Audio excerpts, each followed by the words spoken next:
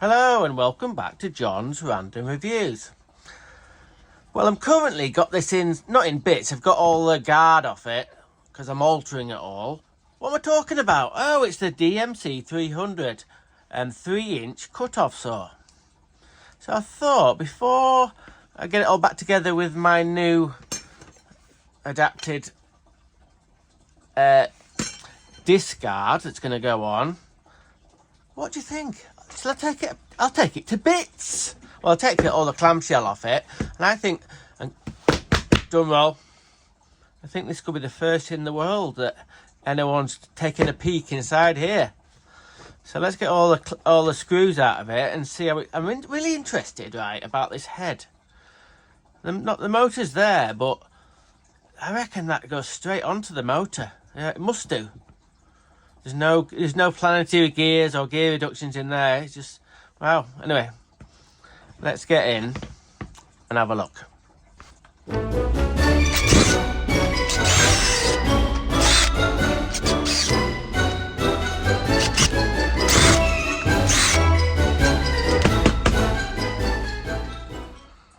I think that's all the screws out. Get this dust cover off. Okay, let's check. Yeah, so in theory it should separate. There we go. There we go. First look. What do you reckon? So, a little brain box there. Well, medium size with the aluminium sort of heatsink on the back. The cabling looks quite tidy. It's got a few twists in it. It's not been shoved in that hard. It's got one of them, is it called a ferrite ring? In there, you see them in grinding, you see that? In there. That's something to do with, I'm not sure, I'll have to look into that. So it's got the old on-on switch there. With a little bit of a rubber sort of bellows thing to stop all the dirt getting in there.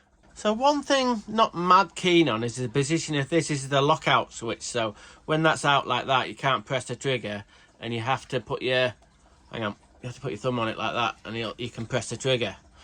I don't think it's in a particularly good place. It's only for right-handed people that's set up for that, which is a bit wrong, really. I expected it to see like a copy of on the other side of the clamshell there, but no such luck.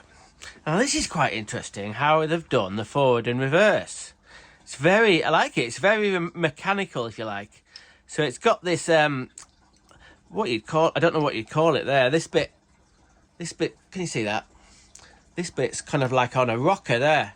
So like a seesaw effect. And you see that little blue bit at the back? Hang on. That's a little micro switch set in this bit of plastic. So if you want to change forward to reverse or whichever it is, see that little metal clip in? It's got a little spring in. So when you can see that spring move, hang on. See? And then that presses the micro switch, and then puts it into, I think, reverse. It's forward at the moment. So very mechanical. I expected it to be different than, I don't know, I expected something a bit different. Yeah, I guess they must have thought, oh well, this is the kind of like the most efficient way to do it, but it's very old school. I like it. It's very old school, that. So what we'll do now is we'll take the head off this and see and look at the motor.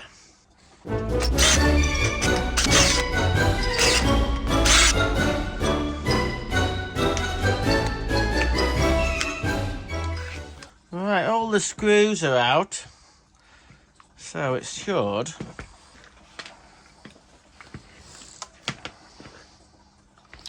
Right, I've got that bit off. Here we go. Oh, it's dead simple.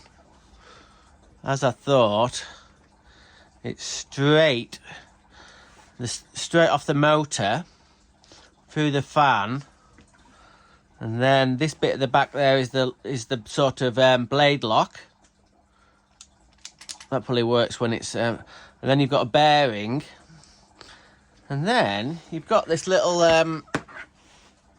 felt sort of washer to stop dirt ingress or whatever, but I don't know, not 100% happy about that. I think they could have put some kind of rubber washer in there, sort of like, instead of that thing. Anyway, I don't think we need to take it apart any further. This all looks pretty good to me. There you go. There you go. First peek inside DMC 300. 3-inch cut-off saw. No, yeah, I didn't know exactly what every single bloody component... No, that's the switch. That's the back rib terminals. That's the brain box. And that's the motor. But I'm not that avid guy from Canada who knows every single little bit. But it looks quite very well made. And not sure about the actual direction switch. It seems a little bit Heath Robinson, but no doubt it's going to work. Or is it? I don't know. I don't know really. So we're going to get the clamshell back on. Oh, other things of note. Hang on, let me get the clamshell back on, and we'll talk about the other thing in a minute. You know what? I love how the design of this, how they've put the motor onto the body. And they've got the split clamshell, and they've got all these grooves, so it lines up. So you just line it up, see if I can do it one-handed, like that. Watch this. I tell you what, it's a lovely fit. Goes together like a dream. I really like that little design element. Right, I'll put the screws back in a minute. I'll just put that on. Oh, you're meant to do that from the top.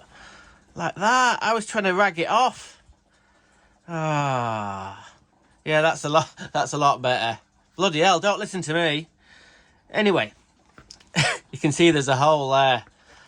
That bit was annoying me. With me trying to... I want to pick it up really quickly and just go. If it's never going to be around anybody who doesn't know how to use these things. And if it ever was, I'd always take the battery off it. So it's a bit... So yes, some people, what are you doing? It's a safety switch, but I'm a professional. Don't bloody need some blooming, I don't know, switch nanny telling me. Anyway, you can see I've altered the end bit there. So I've got the two flats to get a spanner on, but I've lowered that down so there's only 2.5 mil sort of protruding there. You've still got that bit there. That's where the blade sits there and up there. But this is ready to weld. So this is the bigger guard. As you can see, I've made it safe, super safe. It's got a shroud like the other one that covers most of the blade.